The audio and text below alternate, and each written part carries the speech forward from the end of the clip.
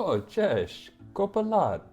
Jak nie pamiętacie, mam na imię Will i jestem zakochana w języku polskim. I właśnie chciałem podzielić się z wami wiadomością dotyczącą mojej przygody z językiem polskim. Ale powinienem zaznaczyć, że nie tylko kocham język polski, Polskę, ale przede wszystkim Polaków. Naprawdę przynajmniej raz w tygodniu razem z żoną rozmawiamy o tym, jak bardzo jesteśmy wdzięczni, że mieszkamy w tym kraju i że mamy tu tylu wspaniałych przyjaciół. Nie przesadzam, często musimy się uszczypnąć, żeby uwierzyć, że los nas tu sprowadził. Ale wracając do języka, myślę, że dla mnie język polski jest takim kluczem do dobrego życia tu, żeby rozumieć ludzi, a różnice kulturowe i żeby wyciągać z tego kraju jak najwięcej dla siebie. Właśnie mieszkałem tu przez dłuższy czas, nie znając języka polskiego. I to było spoko, nawet super. Przekonałem się, że można tu spokojnie mieszkać, znając tylko angielski. Ale moje życie zmieniło się na lepsze o 1000%, kiedy zacząłem przekładać się do nauki języka. Zanim podzielę się moim planem, jak dokładnie zamierzam doszkolić się w nauce polskiego, czas na szybkie wspominki. Chcę wam wyjaśnić, jak doszło do tego, że w ogóle znaleźliśmy się tutaj, jak opuściliśmy później Polskę przez parę lat i jak wróciliśmy. Właściwie od dziecka interesowałem się innymi kulturami i już od tej pory zaczęło we mnie kiełkować wielkie marzenie, żeby zamieszkać w innym kraju, poznać inną kulturę, zasmakować kuchni i przede wszystkim nauczyć się języka. W sumie mogę obarczyć winą za to marzenie bohatera mojego dzieciństwa, Jamesa Bonda. Kiedy oglądałem te filmy, mając 10 lat i widziałem, jak agent 007 podróżuje po świecie, czasami rozmawiając innymi językami, a ja też wiedziałem, że kiedyś ja chciałbym odkrywać nowe, ciekawe miejsca i uczyć się języków. Kiedy ukończyłem studia licencjackie w 2011 roku, chciałem zrealizować to marzenie z dzieciństwa i szukałem pracy po całym świecie. Nieustannie przeglądałem ogłoszenia o pracę w różnych krajach, w tym Chinach, Korei Północnej oczywiście, aż nareszcie znalazłem posadę copywritera w Polsce.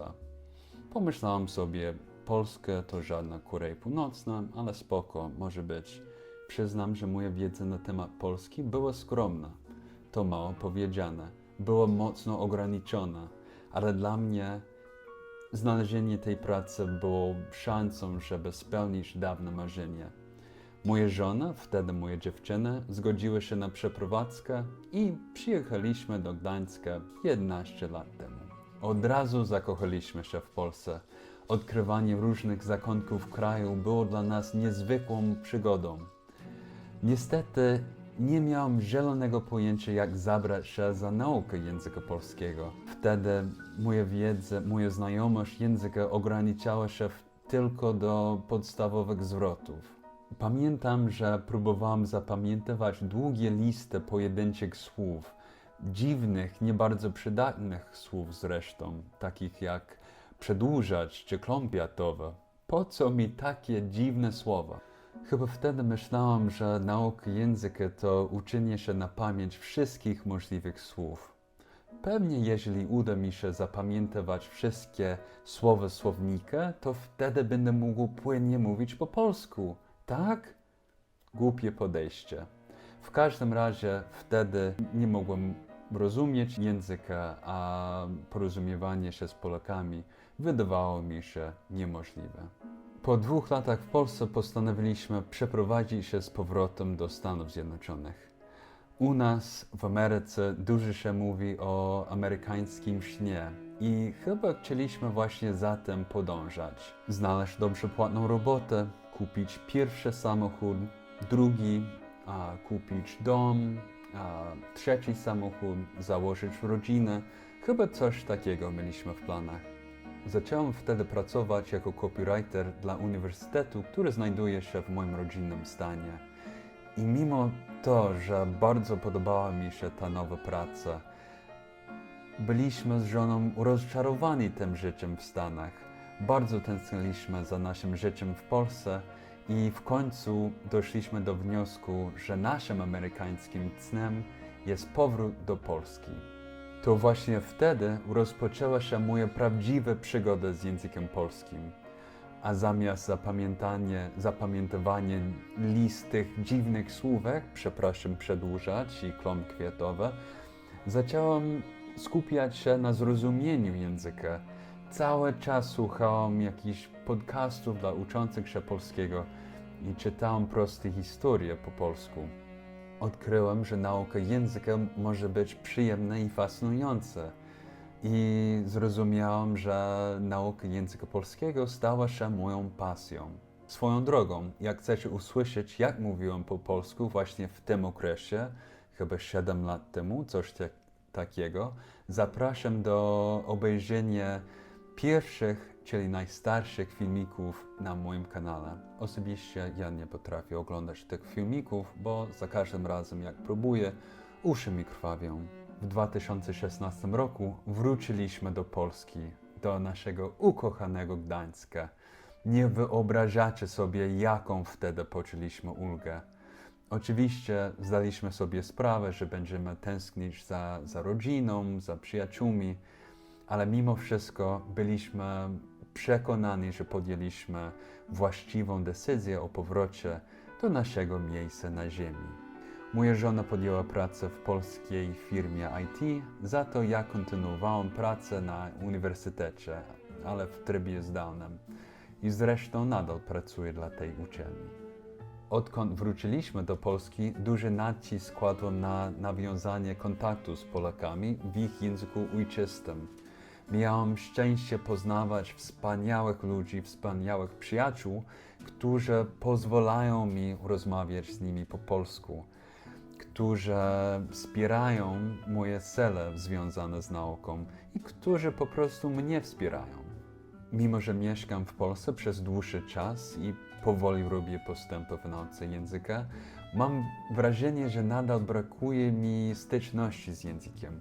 W pracy na przykład tylko i wyłącznie posługuję się angielskim, a rozmawiając z znajomymi, z przyjaciółmi po polsku, często brakuje mi pewności siebie w mówieniu, a nawet czasami przechodzę na angielski. Wstyd. Pragnę teraz podwyższyć mój poziom języka polskiego, ponieważ zamierzamy zostać tu na stałe.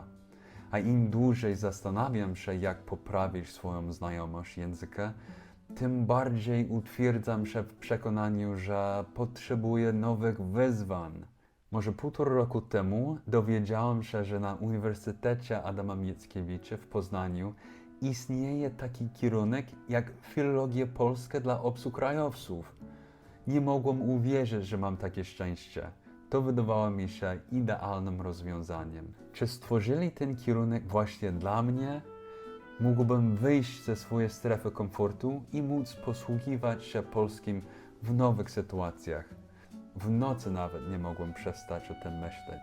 Poruszyłem temat podjęcia tych studiów z żoną i zgodziliśmy się, że powinienem spróbować. Więc aplikowałem na ten kierunek, a przez całe lato czekałem z niecierpliwością na rozpoczęcie rekrutacji. Aż w końcu dowiedziałem się, że się dostałem. Naprawdę jestem podekscytowany, że mogę studiować kierunek, który sprawi mi taką frajdę, taką radość. A też myślę, że najważniejszą zaletą tych studiów będzie możliwość pogłębienia swojej wiedzy na temat polskiej literatury, kultury i historii. Od kiedy zacząłem rozważać taki pomysł, podjęcie studiów magisterskich, wracam myślami do tych dawnych marzeń z dzieciństwa, żeby zamieszkać w innym kraju, nauczyć się języka obcego i trochę utożsamiać się z nową kulturą. A teraz jestem przekonany, że dostanie się na studia filologii polskiej jest dla mnie spełnieniem tych marzeń. Dziękuję za oglądanie i do następnego razu.